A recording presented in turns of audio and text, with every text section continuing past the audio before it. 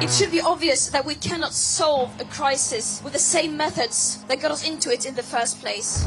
This is a last chance saloon. Because if we don't really take the decisions that are vital now, it's going to be almost impossible to catch up. We will end the moratorium on extracting our huge reserves of shale, which could get gas flowing as soon as 6 months. We'll give way. If unprecedented changes are not made and made soon, there will be irreversible damage to the planet. Zero carbon. East off.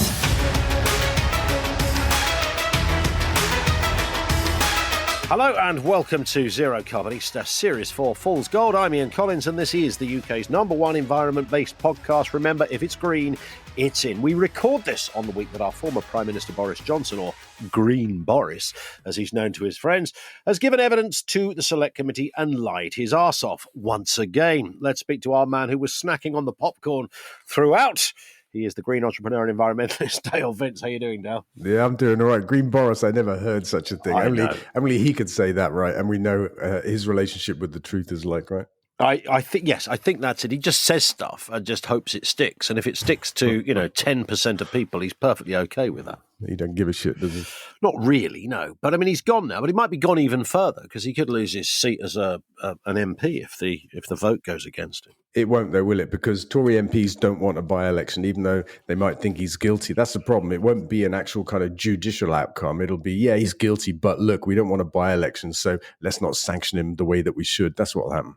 Yeah, but also, on top of that, Dale, the last thing Rishi Sunak, if there was a by-election and Boris fought it, that would mean for a month, Boris Johnson will be on every front page of every newspaper, and that is the last thing Sunak wants to see. You can only imagine the despair.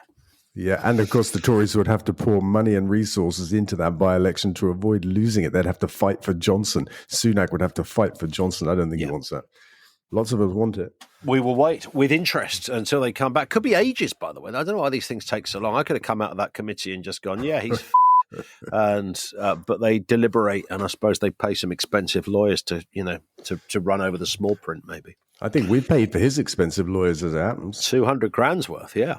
Yeah, it's all right, isn't it? And that's the advice it boys. Note to self, don't hire those lawyers. That's what I would say, having watched his evidence. If that was the advice he was given.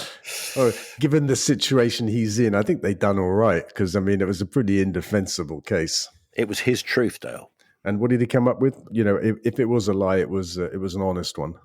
Yeah, I thought it was true at the time, which is kind of what any liar says, isn't it? Isn't that how it works? Isn't that the whole concept of lying is based really on that very concept? Yeah, but it's still a lie. He didn't think it was true at the time. Let's talk about the IPCC. We must accelerate the end of fossil fuels. This is under the banner of tell us something we didn't know, but what's the detail here, Dale? Yeah, so latest report from the IPCC, it's called the Synthesis Report. It pulls together reports from the last few years into something less than several hundred pages in order to make it more digestible for everybody. And it basically says we're on course to breach 1.5 degrees this century if we don't act radically now. We're heading for 3 degrees, and we need a moratorium on new fossil fuels. Of course, we all know that, or plenty of us know that, I would say. It's our last warning, really, that if we don't move dramatically, then we'll break 1.5 degrees and continue moving rapidly to 3 degrees, which would be a disaster. In fact, they say that half the planet already, nearly 4 billion people, are climate vulnerable right now.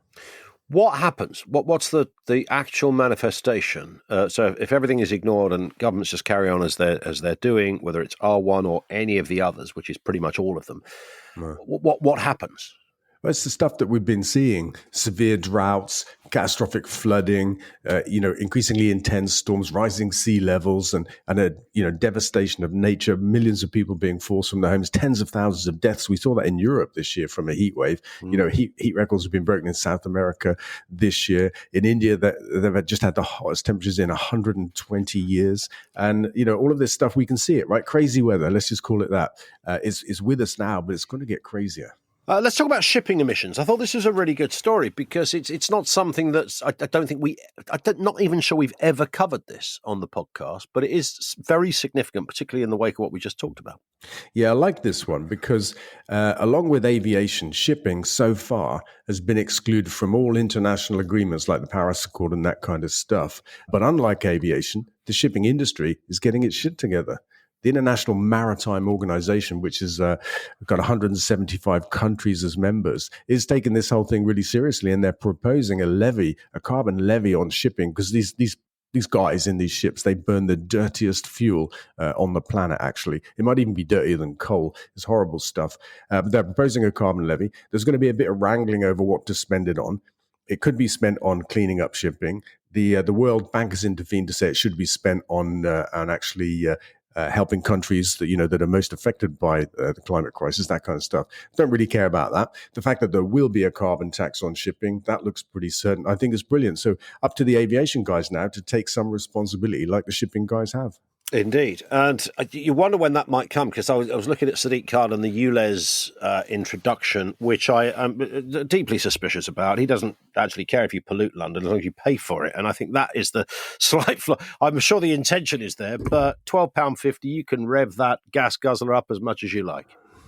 Yeah, I mean, it always looks like that, doesn't it? When you tax pollution, which is what the Maritime Organization are planning to do, tax pollution, they argue it will incentivize shipping companies to clean up their act and transition to clean fuels and all that kind of stuff. It is the same with ultra-low emission zones and low emission zones. You have to pay to pollute, but that tends to put people off polluting. And yeah, if you've got loads of money in a gas guzzler, you may not care about it right now. But for most people, it brings change. London has got the cleanest air that it's had in a very long time because of these low pollution zones. So, it is working. Here's one from Yvette on Facebook. Apropos nothing at all, says, what is the best vegan restaurant in Gloucestershire, Dale? Well, you're into restaurant reviewing now. Well, yeah, look at me go. Actually, I don't know. That's my answer. Wherever I go, I ask for a vegan option, and most places they can accommodate you. Indians, for example, I'm quite a fan of curries, and you can often get a vegan option of anything. My favorite cafe in the world is in Stroud, called Star Anise, and it's not actually vegan because on a Friday they do fish, but I don't have to eat it, and they make incredible vegan food. So I'm going to say Star Anise in Stroud is my top tip. Oh, just occurred to me, Forest Green. Great vegan restaurant with a little bit of entertainment on the pitch as well. Actually, a lot of entertainment, but not all good. Good. But that's where you should get your best pies from, no doubt about that. We've also got, and this is a pleasant surprise, Dale, we've got this. Hi, I'm Mike Graham from Talk TV, and I've been asked to tell you about green issues in a new book called Manifesto. It's brilliant, apparently. Do you believe in climate change? I don't. Do you believe we all need to find a greener way of living our lives? No, I don't either. I think it's all a load of guff perpetuated by loony lefties and eco-zealots hell-bent on causing a nuisance. Do you believe we're all killing our beautiful planet? No. Neither do I, but I know a fellow who does. His name's Dale Vince. He's so convinced he's written a whole book about it called Manifesto. The Battle for Green Britain. It's part memoir, part handbook for changing the world and shaking it up, apparently. I won't be buying it, but you can if you want to waste your hard-earned cash. It's $4.99. Pretty cheap, isn't it? You must be wealthy as hell. According to this script, it's available now from fgr.co.uk/shop. It is your, I was about to say arch nemesis, Mike Graham, flogging your book. Yeah, you got to love him, haven't you? I mean, I love going on his show. We're actually friends. There's no doubt about it. If you see the interaction, he'll say something rabid on the radio, and I'll laugh at him, and he laughs at himself when he sees me laugh, and then he gives me the space to say something sensible. Which is nice. And at the end of his last show, he finished by waving my book around and saying, "I'm not buying it." And it gave us the idea to say, "Hey, Mikey, do you want to record us an advert?" Which he's done. Great fun and fair play. There it is. Yeah. Well, I mean, if I didn't know you or Mike Graham, I would listen to that, and that would flog it for me. I would do it. I would buy it. So there it is. And just to reiterate, fgr.co.uk/shop. $4.99. It's a special offer at that price from the Forest Green Rovers shop. And of course, 2 new chapters. It's paperback and it's doing amazingly well, Dale. Yeah, it's already a bestseller, actually. Yeah. On Amazon, for example, in the energy industry list, it's number 4. And oddly enough, in the venture capital list, it's number 9. I mean, I'm not a venture capitalist, but there's a lot about business in the book, so maybe that's why. And we'll see the first ranking of it in the proper book charts on Monday next week. But there is trouble in the ranks, Dale.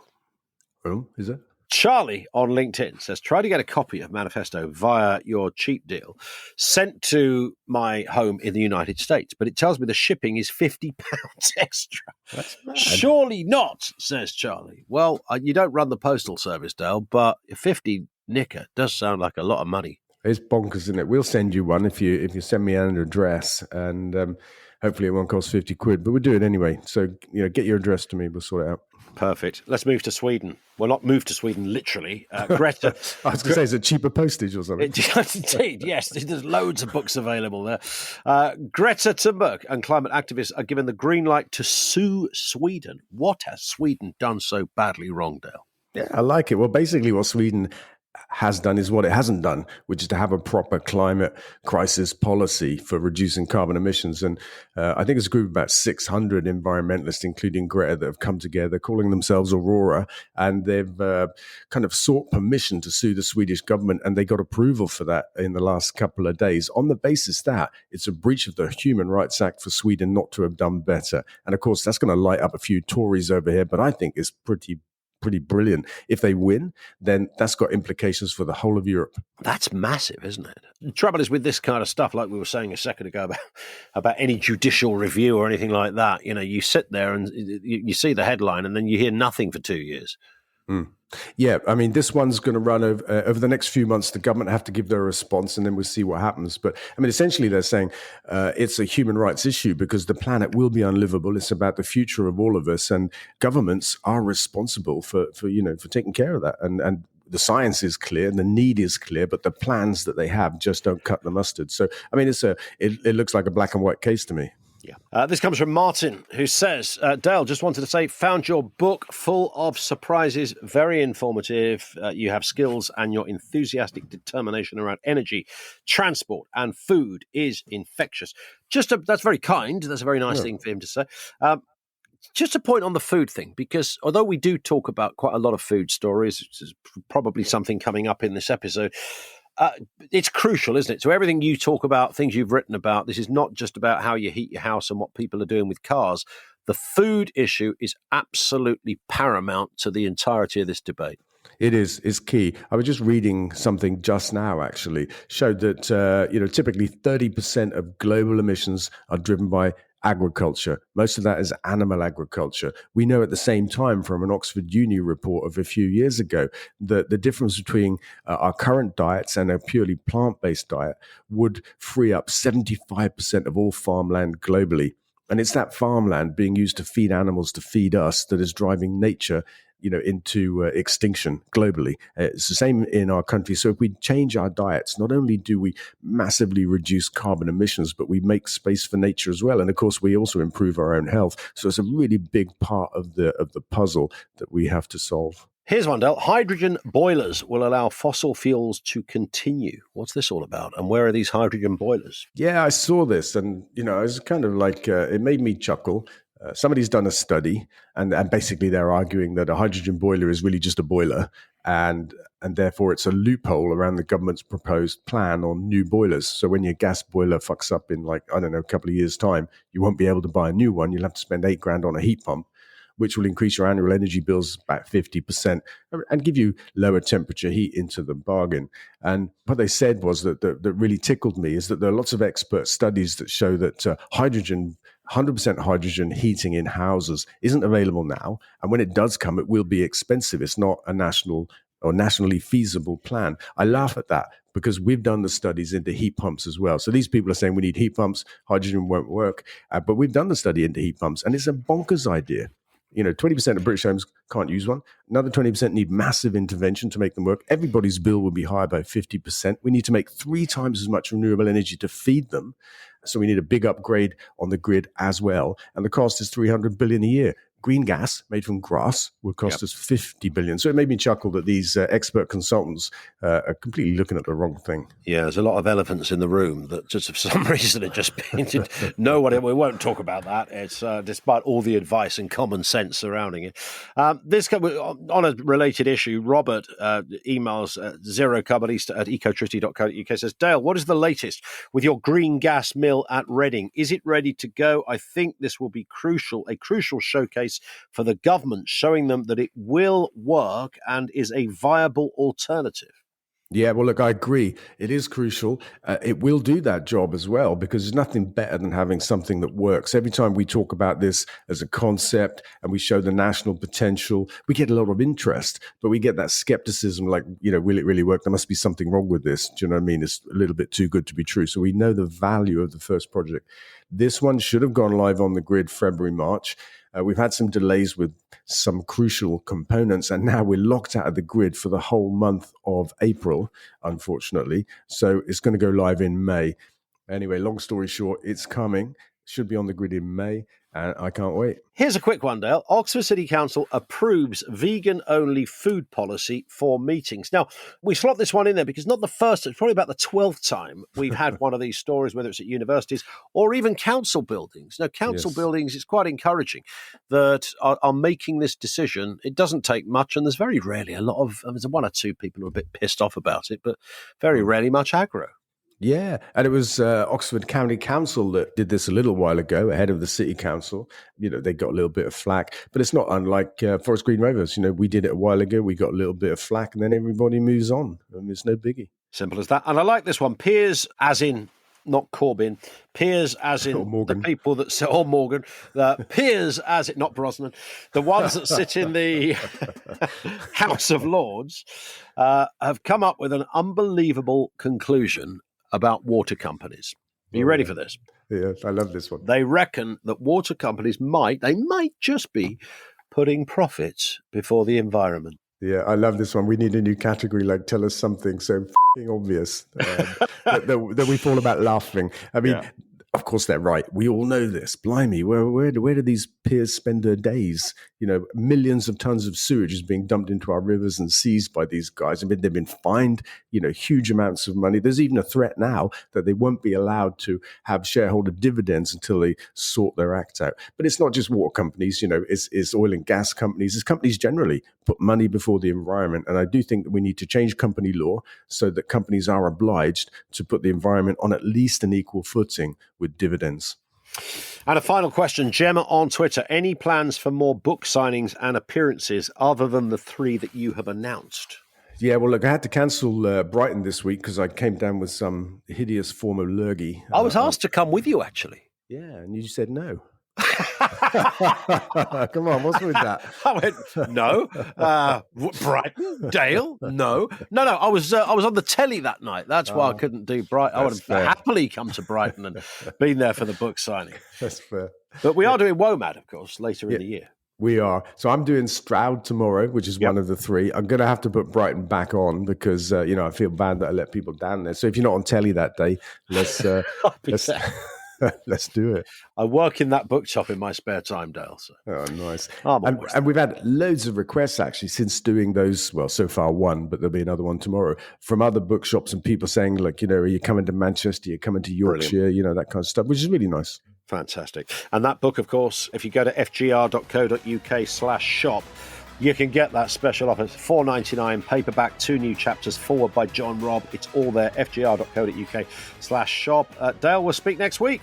Brilliant. Looking forward to it. Have a good one. Twitter.com/Dale Vince is where you can follow Dale. Facebook.com/Dale Vince, and on Insta and on TikTok too.